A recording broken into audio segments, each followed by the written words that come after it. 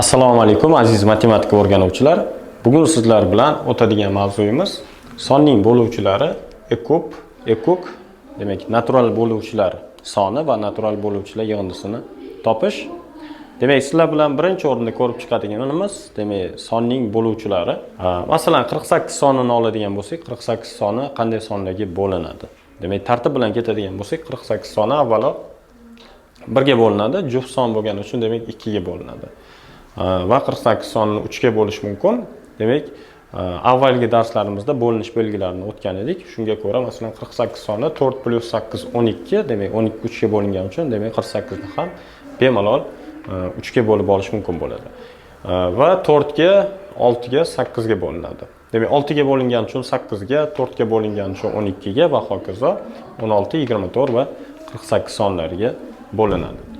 60 sonini oladigan bo'lsak, 60 soni demak 1, 2, 3, 4, 5, 6 sonlarga va qolaversa 10, 12, 15, 20, 30 va o'ziga bo'linadi. Ya'ni har qanday son o'ziga va 1 ga bo'linadi. Demak, bu sonlarni biz murakkab sonlar deb ataymiz. Bo'luvchilari ikkitadan ko'p bo'ladi. Tub sonlar haqida gaplashadigan bo'lsak, tub sonlar demak bo'luvchilari faqatgina demak ikkita bo'lgan sonlar. Ya'ni faqat o'ziga bo'linadi va bir soniga bo'linadi. Demak, masalan 19 sonni oladigan bo'lsak, bu 19 ham 1 ga va demak o'ziga bo'linadi. Ikkitagina bo'luvchisi bor tub son hisoblanadi. Yoki 37 ni oladigan bo'lsak, 37 demak 1 ga va o'ziga bo'linadi. 37 ni ham biz demak tub son sanaymiz. Demak, sonning bo'luvchilari haqida ma'lumotga ega bo'ldik. Demak, sonlarning umumiy bo'luvchilari degan tushuncha ham bor. Ya'ni ikkita sonni har ikkisi ham bo'linadigan sonlar, demak shu sonlarning umumiy bo'luvchilari deb ataladi. Masalan, 32 va 80 sonini oladigan bo'lsak, demak bu yerda 32 va 80 sonini alohida bo'luvchilarini yozib chiqdim va endi har ikkalasi bo'linadigan sonlarni olamiz. Masalan, har ikkalasi 1 ga bo'linadi, 2 ga bo'linadi, 4 ga bo'linadi, 8 ga bo'linadi va 16 ga bo'linadi. Demak, bu umumiy bo'luvchi hisoblanadi. Ya'ni shu sonlar 32 va 80 sonining umumiy bo'luvchilari hisoblanadi. Nega masalan, demak bu yerda 5 sonini ola olmaymiz degan savol beriladigan bo'lsa, demak 32 soni 5 ga bo'linmaydi. Bu yerda umumiy bo'lish kerak, ya'ni har ikkalasi bo'linishi kerak. Endi umumiy bo'luvchilar haqida ma'lumotga ega bo'ldik. Shunda o'z-o'zidan eng katta umumiy bo'luvchi haqida gaplashishimiz kerak bo'ladi. Bu demak ekub sanaladi, eng katta umumiy bo'luvchi. Bu yerda ko'radigan bo'lsak, masalan 32 va 80 sonining eng katta umumiy bo'luvchisi bu ko'rib turganingizdek 16. Ya'ni buni ma'nosi 32 ham, 16 ham qanday songa bo'linadi bir vaqtda eng ko'pi bilan desak, demak 16 soniga bo'linadi. Lekin eng katta umumiy bo'luvchini topishda bu usul juda ham noqulay hisoblanadi. Ya'ni har bitta bo'luvchilarni yozib chiqish va ularning ichidan eng kattasini aniqlab olish. Demak, bizda o'sha oddiy va samarali usulimiz bor. Bu yerda demak o'sha qaysi sonlarni eng katta umumiy bo'luvchisini topmoqchi bo'lsak, shu sonlarni yozib olamiz va ularni tub ko'paytuvchilarga ajratamiz. Demak, tub ko'paytuvchilarga ajratish deganda aynan tub sonlarga, ya'ni o'ziga va 1 ga bo'linadigan sonlarga bo'lib chiqamiz. Masalan, bu yerda 48 va 60 soni olingan. Demak, eng kichkina tub son bu 2. 48 va 60 sonini 2 ga bo'ladigan bo'lsak, demak 48 ni 2 ga bo'lsak 24, 62 ga bo'ladigan bo'lsak, demak bizda 30 hosil bo'ladi. Va 24 ham 30 ham demak yana 2 ga bo'linadi. 24 ni 2 ga bo'lsak 12, 30 ni 2 ga bo'ladigan bo'lsak 15. Va 12 va 15 bu yerda demak har ikkalasi 3 ga bo'linadi. Demak, 12 ni 3 ga bo'ladigan bo'lsak 4, 15 ni 3 ga bo'ladigan bo'lsak 5. Ya'ni bu yerda qoida dastlab har ikkalasi bo'linadigan sonlarga, ya'ni umumiy bo'luvchilarga bo'lib chiqiladi. Keyin esa bu yerda 4 va 5 qoldi. 4 ham, 5 ham demak faqatgina 1 ga bo'lingani uchun demak endi alohida bo'lib chiqishda davom etamiz. Demak, 4 sonni 2 ga bo'lamiz. 2, 5 soni demak 2 ga bo'linmagani uchun o'zini yozib qo'yamiz va yana davom etamiz. 2 sonni 2 ga bo'lamiz 1. Demak 5 soni faqat 5 ga bo'linadi. 5 sonni 5 ga bo'ladigan bo'lsa, bizda 1 bo'ladi. Demak, bir oxirida 1 va 1 qolguncha davom ettiramiz. Va boya aytganimdek, faqatgina ikkalasi ham bo'linadigan sonlarga bo'lib chiqamiz. Bu nega kerak desa, demak bu sonlar bizda ekubni, ya'ni eng katta umumiy bo'luvchini hisoblashda demak kerak bo'ladi. Masalan, bu yerda har ikkalasi bo'lingan sonlar 2, 2 va 3. Demak, bu yerda har ikkalasi 2 ga bo'linmayapti. O'shaning uchun 48 ham 60 ham bo'lingan sonlarni demak olamiz. Bu 48 ham 60 ham 2 ga bo'lindi va yana bir marta 2 ga bo'ldik, keyin esa 3 ga bo'ldik. Demak, ekubimiz shu sonlarni ko'paytmasi bo'ladi. O'zi mantiqan olib qaraganda ham, demak, ekub bu eng katta umumiy bo'luvchi, demak, har ikkalasi bo'linadigan sonlardan yoki har ikkalasi bo'linadigan sonlar ko'paytmasidan iborat bo'lishi kerak bo'ladi. Demak, 2 kara 2 kara 3 demak 12. Rostdan ham qarab ko'radigan bo'lsak, 48 soni 12 ga bo'linadi eng ko'pi bilan, ya'ni 48 ham 60 ham eng ko'pi bilan demak bir vaqtning o'zida 12 ga bo'lishi mumkin. Ekuk topishda, demak, ekuk haqida tushuntirib o'taman. Ekuk bu karrali son. Ya'ni bo'luvchiga teskari tushuncha desak ham bo'ladi yoki uni bo'linuvchi ham deb nomlashadi. Demak, masalan, 4 sonini karralilarini aytib o'tadigan bo'lsam, 4 soniga karrali sonlar bu 8, 12, 16, 20, 24 va hokazo. Demak, karralilar cheksiz bo'ladi.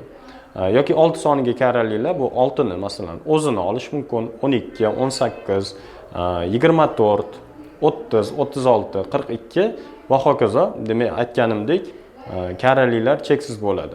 Karrali deganda demak 6 ga karrali son, demak biz shunaqa son topishimiz kerakki, o'sha son 6 ga bo'linishi kerak, shunda o'sha son karrali bo'ladi. O'shaning uchun ham demak biz hozir 48 va 60 ga karrali son qidirganimizda har ikkalasiga karrali eng kichik son qidirishimiz kerak. Nega eng katta son qidira olmaymiz? Chunki boya aytganimdek, karrali sonlar cheksiz bo'ladi. Ya'ni eng katta karralini topa olmaymiz, bu cheksiz davom etadi. O'shaning uchun eng kichik umumiy karralini topamiz.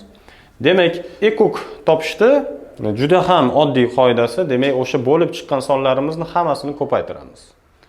Ya'ni 2 necha marta ko'paytiriladi? 1, 2, 3, 4. 2 demak 4 marta ko'paytiriladi. Bu 2 ni 4-darajasi deb nomlanadi. 2 ni o'ziga 4 marta ko'paytirsak, bizga 16 ni beradi. Ko'paytirilgan 3 va ko'paytirilgan 5. Demak, osonroq usulda hisoblaydigan bo'lsak, 2 ni 4-si 16, 16 kara 5 demak 80, 80 kara 3 demak 240 bo'ladi. 48 va 60 sonlar uchun eng kichik umumiy karrali son bu 240. Demak, rostdan ham 240 soni 48 ga ham 60 ga ham bo'linadi. Va shu o'rinda alohida bitta holat bor, buni ta'kidlab o'tishimiz kerak bo'ladi. O'zaro tub sonlar bor. O'zaro tub sonlar faqatgina demak 1 ga bo'linadigan sonlar bir vaqtning o'zida. Masalan, 27 va 10 soni faqatgina 1 ga bo'linadi. Demak, 27 ni o'zi alohida 3 ga bo'linadi, 9 ga bo'linadi, lekin 10 soni o'sha 3 va 9 ga bo'linmaydi. Yoki 10 soni 2 va 5 ga bo'linadi, lekin 27 soni o'sha 10 ga yoki 2 ga yoki 5 ga bo'linmaydi. O'shaning uchun ikkalasi ham bir vaqtda faqatgina 1 ga bo'lingan uchun bu sonlar o'zaro tub bo'lgan sonlar deb nomlanadi.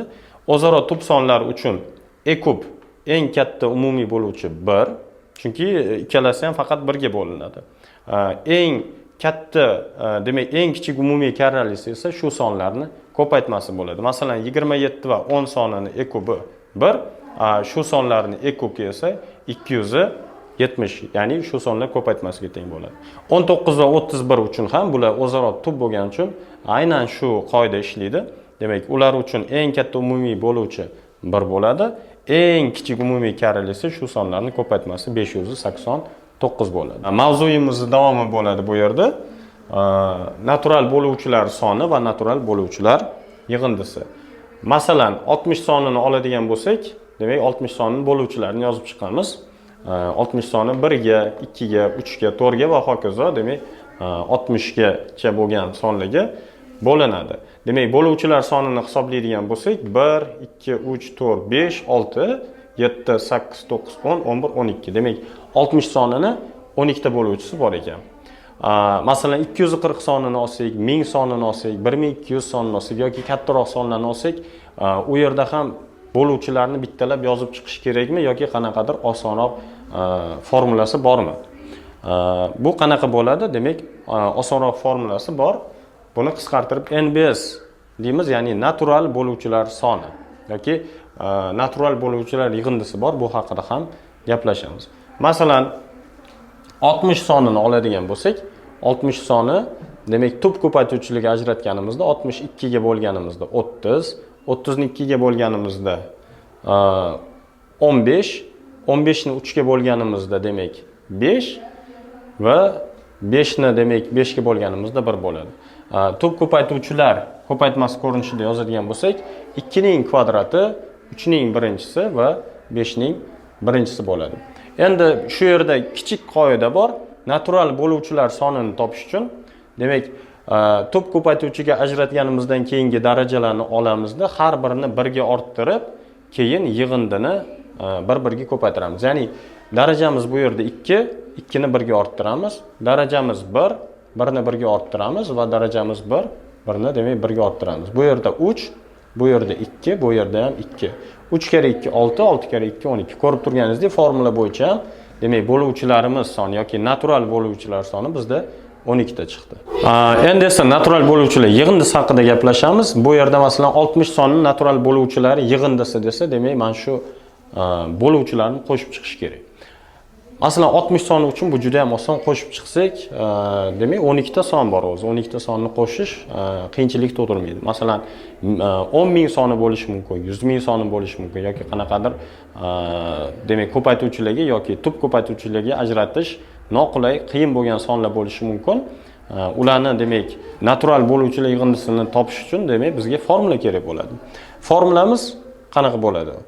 Ko'rinishidan demak qo'rqinchli, hech narsa tushunarsiz bo'lishi mumkin. Demak, bu yerda sonlarni qo'yib ko'rsam, yana ham tushunarli bo'ladi.